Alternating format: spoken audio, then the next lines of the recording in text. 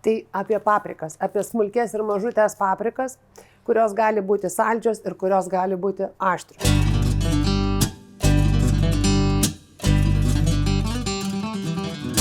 Tai pradėsiu nuo aštrių, nes aštrių pojūčių mėgėjų paprikų yra ne vienas ir ne du.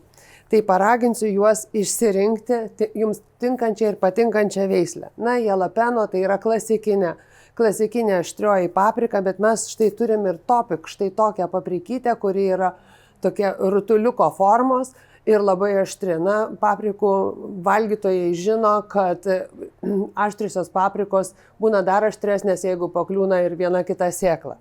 Na ir Kilian štai tokie gražūs pailgi paprikų vaisiukai, kurie gali būti, visos šitos aštriosios paprikos gali būti naudojamos šviežios, gali būti verdamos uogienės, gali būti džiovinamos. Tai tie, kas mėgsta aštriasias paprikas, tikrai turime ne vieną veislę, išsirinksite jums labiausiai patinkančią.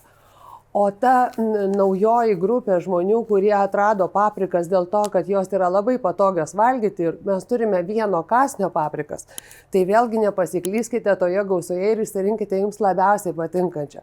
Štai šitas mišinukas, kuriame paprikos yra geltonos ir raudonos spalvos, puikiai dera tarpusavyje, labai smagaus skonio ir labai mėgiamos yra.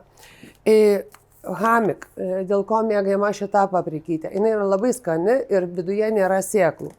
O Lemon Dream tai tiesiog citrininė svajonė, geltonos spalvos, labai skanios paprikos. Ir sėkite paprikas jau dabar, tai yra vasario pabaigoje, kovo pradžioje.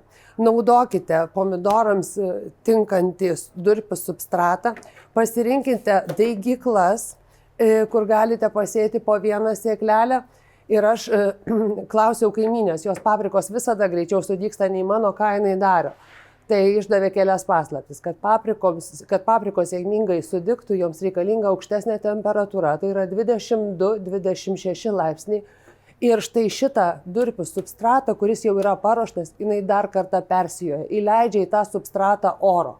Tai jeigu turite galimybę, persijokite papildomai kambario temperatūros substratą, sėkite paprikas, išlaikykite 22-26 laipsnių temperatūrą, paprikos sudygs, daigelius vėliau pikuokite ir užauginkite patį skaniausią ir patį gausiausią paprikų derlių. Jei norite ir daugiau patarimų, kaip užsiauginti pačią gražiausią gėlę, skaniausią daržovę ar aromatingiausią prieskonį, prenumeruokite mūsų kanalą.